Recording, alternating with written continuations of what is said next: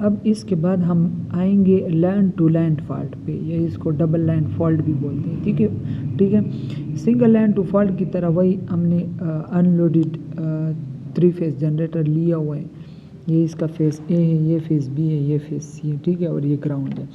अब हम क्या स्टडी करना चाह रहे हैं, डबल लाइन फॉल्ट। तो ये हमने शो कर दिया कि बी और सी आपस में क्या हो गए, शॉर्ट हो गए, ठीक है।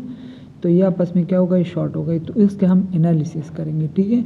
तो उसका एनालिसिस करने के लिए कुछ चीज़ें हम ऑब्जर्वेशन से निकाल रहे हैं, जिस तरह हमने single line to ground fault में निकाले थे ना। तो अगर आप ये देखें तो ये दोनों बी और सी फेज आपस में शॉर्ट हुए। तो आपस में शॉर्ट होने का क्या मतलब है कि दोनों के वोल्टेज सेम है, समझ गए। तो दोनों वी बी और वी सी के वोल्टेजेस दोनों सेम है। सेम किस तरह, ये बाद में फिर बताता हूँ। अब देखें ये आई बी करंट आउटवर्ड जा रहे हैं और आई सी भी आउटवर्ड जा रहे हैं, तो एक पॉइंट पे मिल रहे हैं। लेकिन इस तरह आप कह सकते हो कि आई बी जो है वो माइनस आई सी के बराबर है, या आई सी जो है वो माइनस आई बी के बराबर है, बोल सकते हो। और ऑब्जर्वेशन से आपके पास आई ए वाला जो है वो ओपन है, तो आई ए इज इक्वल टू 0। तो ये 3 जो चीज़ें हैं ना, ये हमने ऑब्जर्वेशन से निकाले, ठीक है। तो ये चीज़ तो मैंने बता दिया कि आई ए हमारे पास 0 है ऑब्जर्वेशन से, ठीक है। अब मैंने बताया था कि वी बी और वी सी आपस में इक्वल है। तो ये कैसे इक्वल है, तो आप ये देख सकते हैं बी और सी आपस में शॉर्ट हुए हैं, तो मतलब वी बी सी 0 होगा। तो वी बी सी 0 होगा। वी बी सी किसके बराबर होते हैं, V B minus V C के बराबर होते हैं। तो ये इधर लाइन, तो V B is equal to V C. तो आपके पास वी बी और वी सी की वोल्टेज इक्वल है, जो मैं बता रहा था। और ये करंट का बता रहा था कि ये इसका डायरेक्शन डिफरेंट है, एक इस साइड पे आ रहा है, एक इस साइड पे आ रहे हैं, तो एक के साथ अपने माइनस लिखना है, ठीक है।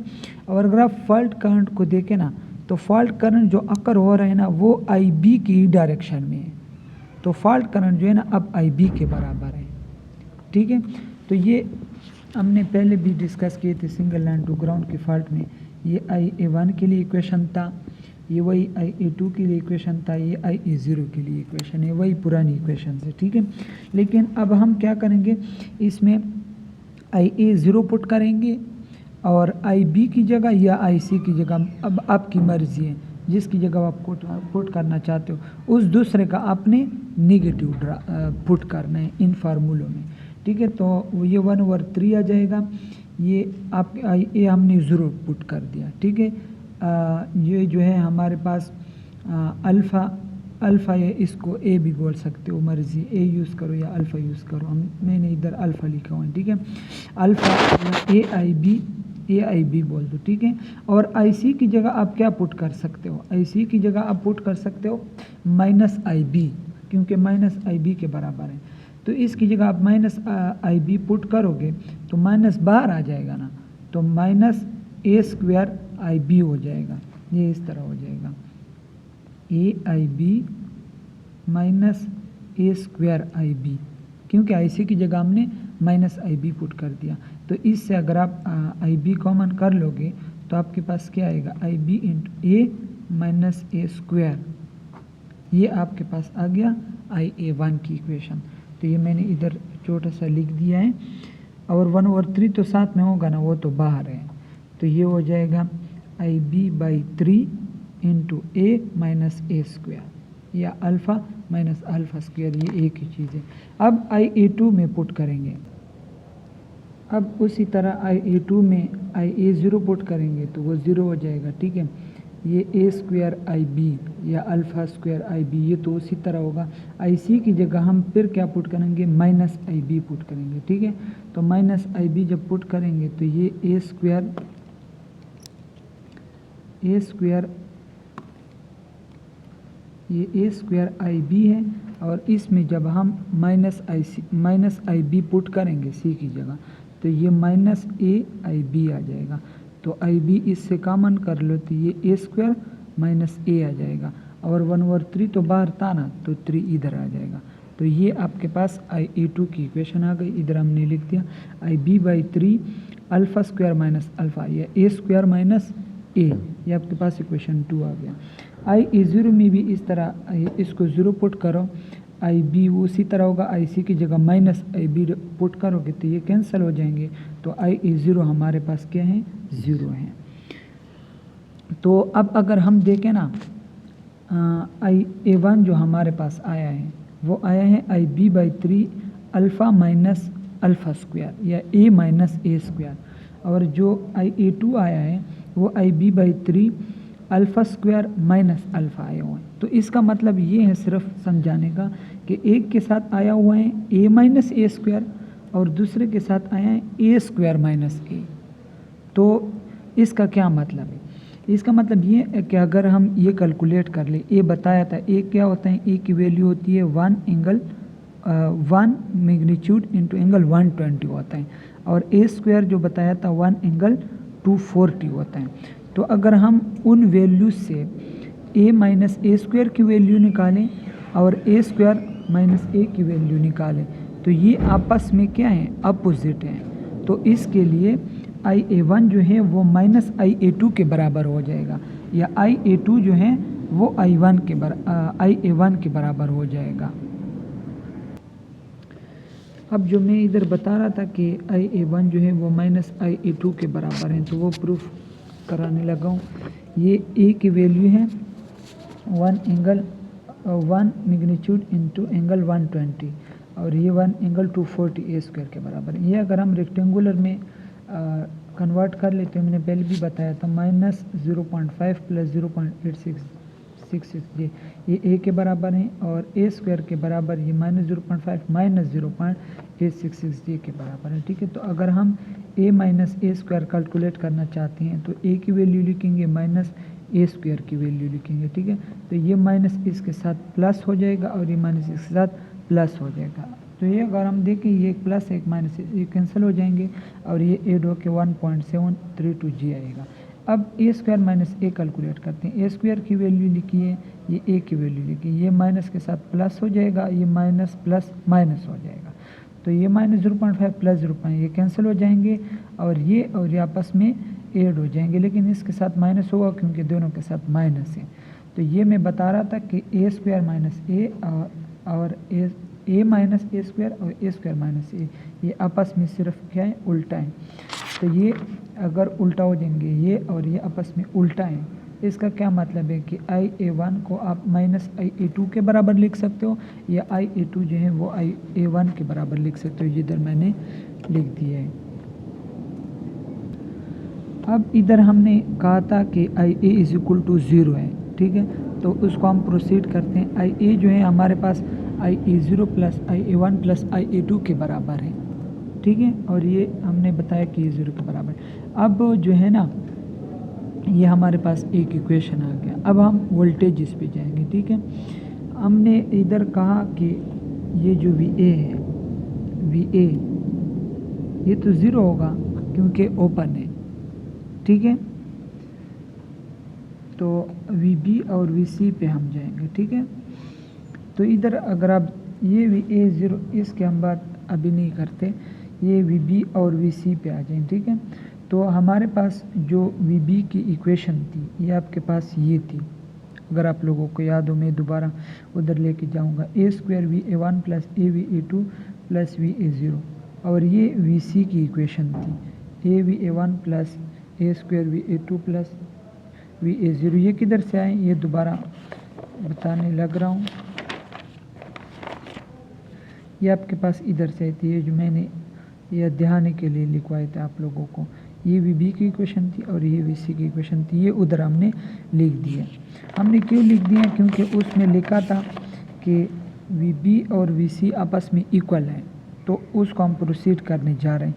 वी बी की वैल्यू हमने लिखी और वी सी की वैल्यू हमने लिखी, इक्वेशंस लिखे, तो उसको हम इक्वेट करेंगे। अब ये हमने वी बी के लिए इक्वेशन लिख दिया और ये वी सी के लिए इक्वेशन लिख दिया, तो इसको हम क्या करेंगे, इक्वेट करेंगे क्योंकि दोनों इक्वल है। तो ये हमने वी बी की इक्वेशन लिख दिया और ये वी सी की इक्वेशन लिख दी। ठीक है, तो वी ए ज़ीरो और वी ए ज़ीरो आपस में कैंसिल हो जाएंगे, क्योंकि अगर आप इधर लेके जाएंगे तो माइनस वी ए ज़ीरो हो जाएगा, तो ये आपस में कैंसिल हो जाएंगे। ठीक है, इससे ये वी ए वन का कंपोनेंट और ये वी ए वन का कंपोनेंट, इस दोनों को एक साइड पे ले आए। ये वी ए टू का कंपोनेंट है और ये VA2 का कंपोनेंट है, इसको एक साइड पे लेके जाएं। तो अब जब ये इधर आएगा ना तो A² VA1 minus A VA1 हो जाएगा। तो इसे VA1 कॉमन करके A² माइनस A आ जाएगा और ये VA2 के साथ A² माइनस A आ जाएगा, क्योंकि ये जब आएगा A VA2 तो ये माइनस A VA2 होगा, तो इधर A आ जाएगा, VA2 कॉमन हो गया। तो A² माइनस A आपस में कैंसिल हो गए। तो इससे ये कंक्लूजन निकल गया कि VA1 जो है आपके पास VA2 के बराबर है। ठीक है, अब जो है ना हमारे पास VA1 जो है VA2 के बराबर आ गया। अब इससे हम क्या निकालते हैं, IA1 के लिए इक्वेशन बना रहे हैं। तो VA1 का हमारे पास अपना इक्वेशन है ना, जो हमने पहले पढ़ा था, EA माइनस IA1 Z1, और VA2 के लिए हमने पढ़ा था माइनस IA2 Z2। तो उन दोनों को हम इक्वेट करके IA1 की वैल्यू निकालते हैं। तो ये हमने VA1 की इक्वेशन लिखे, ये VA2 की इक्वेशन लिखे। तो हम IA1 के लिए इक्वेशन बना रहे हैं, लेकिन उसमें IA2 भी है। तो हमने ये पढ़ा था अभी पहले कि IA1 जो है वो माइनस IA2 के बराबर है। तो IA2 की जगह आप क्या पुट करेंगे, माइनस IA1 पुट करेंगे। ठीक है, तो ये माइनस IA1 जो पुट करेंगे तो ये इसके साथ प्लस हो जाएगा। ठीक है, तो ये IA1 कंपोनेंट है और ये एक साइड पे कर दिए, A जो है वो एक साइड पे रह गया। तो इससे IA1 कॉमन करके Z1 प्लस Z2 आएगा। तो IA1 के लिए जब आप इक्वेशन बनाओगे तो EA या EB डिवाइडेड बाई, ये EA भी लिख सकते हो, EB भी लिख सकते हो, क्योंकि इक्वली है। EA EB और EC ये इक्वल सोर्सेज होते हैं। ठीक है, तो IA1 की इक्वेशन आ गई EA divide by Z1 plus Z2। तो आपने सिर्फ ये याद रखना है कि IA1 की इक्वेशन मेरे पास EA divided by Z1 plus Z2 के बराबर आया था। ठीक है, तो उसके लिए हम क्या बनाएंगे, सर्किट डायग्राम बनाएंगे। तो सर्किट डायग्राम हमारे पास इधर Z0 इंक्लूड भी नहीं है, तो Z0 की आपने अलग ही करना है, उसको आपने इसके साथ कनेक्ट नहीं करना क्योंकि इधर नहीं है। अगर आप देखो तो Z1 प्लस Z2 आपस में क्या है, ऐड हुए हैं। लेकिन अगर हम इस चीज़ को देखें ना कि हमारे पास क्या था, IA1 जो था वो माइनस IA2 के बराबर था। IA1 जो होता है वो आपके पास पॉजिटिव सीक्वेंस करंट होता है, ये नेगेटिव सीक्वेंस करंट होता है। तो ये जो हमारे पास है ना, ये सिर्फ ये वाला पोर्शन, ये तो ये आपके पास क्या है, पॉजिटिव सीक्वेंस का वो है, सिंगल फेज रिप्रेजेंटेशन है। ये सोर्स है, ये Z1 है, और उसमें करंट कौन सा जाएगा, IA1 जाएगा। ठीक है, और ये इसका वोल्टेज है VA1 इसके अक्रॉस है। तो ये आपके पास नेगेटिव सीक्वेंस का सिंगल फेज रिप्रेजेंटेशन है, ये उसका इम्पीडेंस है और ये इसका वोल्टेज है, और ये IA2 करंट इधर जा रहा है। तो अब अगर IA1 को आप माइनस IA2 के बराबर आना चाह रहे हो ना, तो वो कैसे होगा, जब वो पैरेलल में कनेक्ट होंगे। जब वो पैरेलल में कनेक्ट होंगे तो इधर से IA1 आएगा और इधर से IA2 आएगा एक ही पॉइंट पे। तो वो IA1 जो है वो माइनस IA2 के बराबर आ जाएगा। और दूसरी बात हमने ये भी बोला था पहले कि VA1 जो है वो VA2 के बराबर है, अभी जो पहले पढ़ा। तो अगर ये इक्वल हैं तो ये तब इक्वल होंगे ना जब पैरेलल में लगे होंगे। तो इसके लिए ये इसकी सर्किट डायग्राम आ गया।